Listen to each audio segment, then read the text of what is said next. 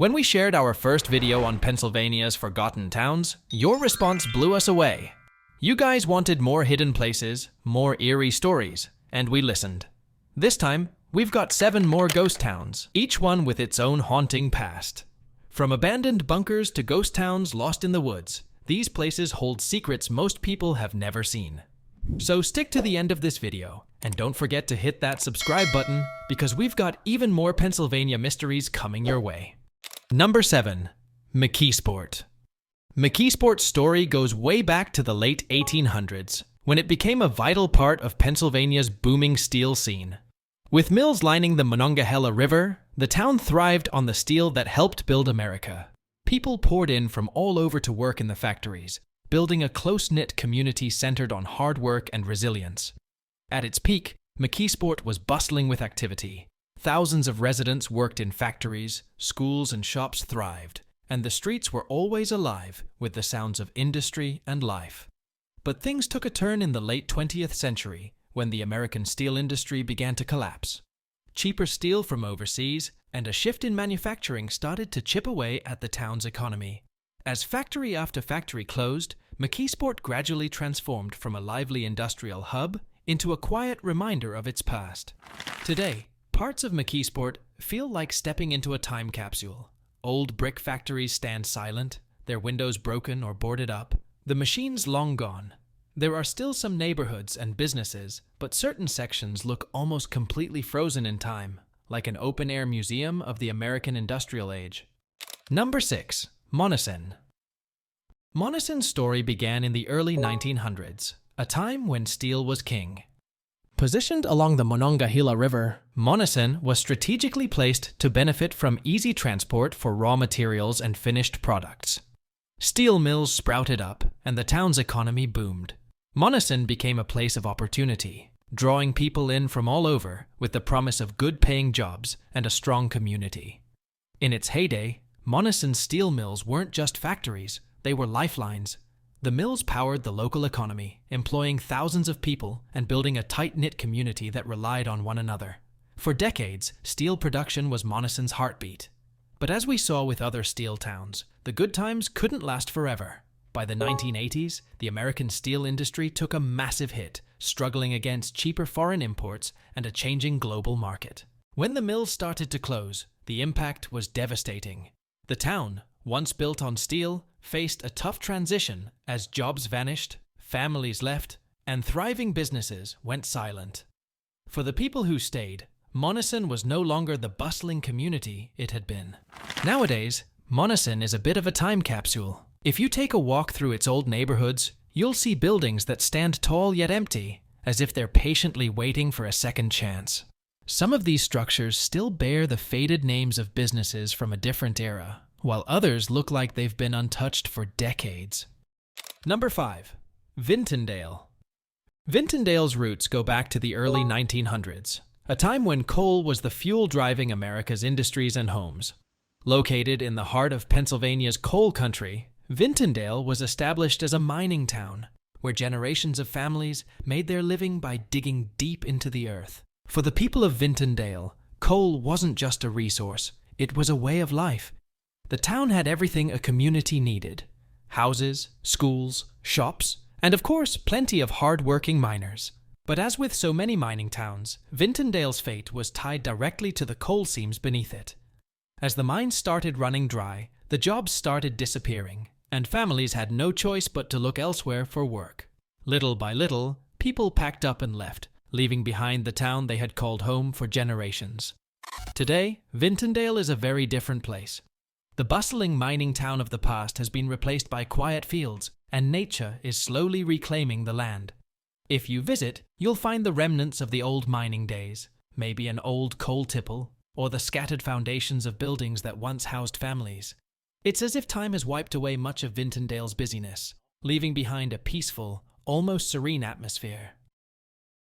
I hope you're enjoying this video so far. If you are, make sure to hit that like button, and let us know in the comments if there's another ghost town you'd like us to feature. We'd love to hear your suggestions. Number 4. Yellow Dog Village. Yellow Dog Village was established in the early 1900s by the Pittsburgh Limestone Company as a town for its workers. It was designed to be a close-knit community, offering homes to workers who toiled at the nearby limestone plant.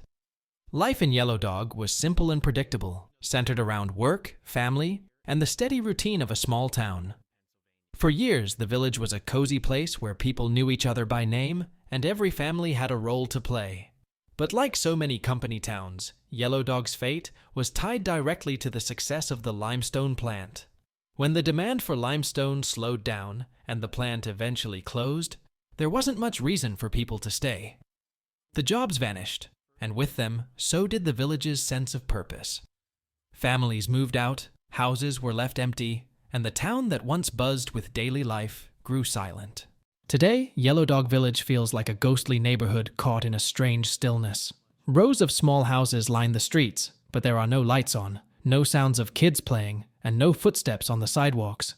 It's almost as if the people just vanished, leaving behind an entire neighborhood that's waiting for someone to come back.